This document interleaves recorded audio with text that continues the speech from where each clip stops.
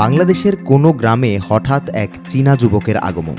হাতে চকচকে মোবাইল, মুখে ভাঙা ইংরেজি, সঙ্গে দোভাষী। পাশের রাজ্য জয় মার্কা হাসি দিয়ে দাঁড়িয়ে থাকা গ্রামীণ তরুণী। 2 সপ্তাহের মধ্যেই বিয়ে, তারপর বিমানবন্দরে বিদায়, কনের চোখে নতুন জীবনের স্বপ্ন। কিন্তু গল্পের শেষটা সবসময় সিনেমার মতো হয় না। অনেক সময় সেটি গিয়ে ঠেকে পাচার, জোরপূর্বক সংসার কিংবা নিখোঁজ হয়ে যাওয়া এক জীবনের অন্ধকারে।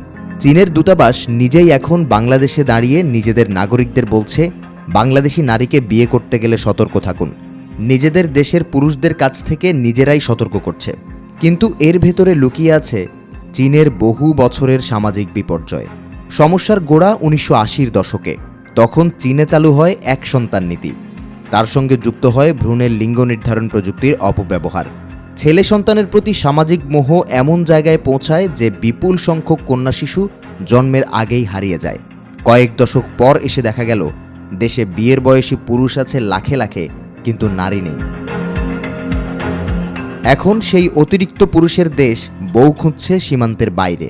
বাংলাদেশ, নেপাল, মিয়ানমার, দরিদ্র ও প্রান্তিক পরিবারগুলো এখন এই আন্তর্জাতিক বিয়ের বাজারের নতুন টার্গেট।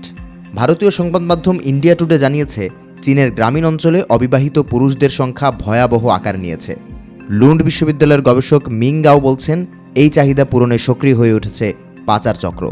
তারা উন্নত জীবন, চাকরি কিংবা প্রেমের প্রলোভন দেখিয়ে তরুণীদের চীনে নিয়ে যাচ্ছে। সেখানে পৌঁছানোর পর কেড়ে নেওয়া হচ্ছে পাসপোর্ট, সীমিত করা হচ্ছে চলাফেরা, এরপর $5,000 থেকে $20,000 বউ হিসেবে বিক্রি করা হচ্ছে। বিয়ে নামের এই লেনদেনে মেয়েটির মতামতের দাম প্রায় শূন্য। তাকে জোর করে কোনো কৃষক বা শ্রমজীবী পুরুষের সঙ্গে সংসার করতে বাধ্য করা হয়।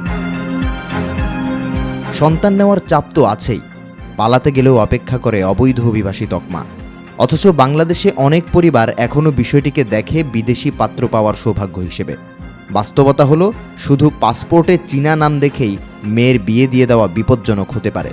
বিশেষজ্ঞরা বলছেন, বিয়ের আগে দূতাবাসের মাধ্যমে তথ্য যাচাই, আইনি অনুমোদন এবং ছেলের পারিবারিক পরিচয় নিশ্চিত করা জরুরি। কারণ প্রেমের গল্পের মতো শুরু হওয়া অনেক সম্পর্ক শেষ পর্যন্ত আন্তর্জাতিক মানব পাচারের নথিতে গিয়ে ঠেকছে। আর চীনের লিঙ্গ বৈষম্যের পুরনো পাপের মাসুল দিচ্ছে এখন দক্ষিণ এশিয়ার দরিদ্র মেয়েরা।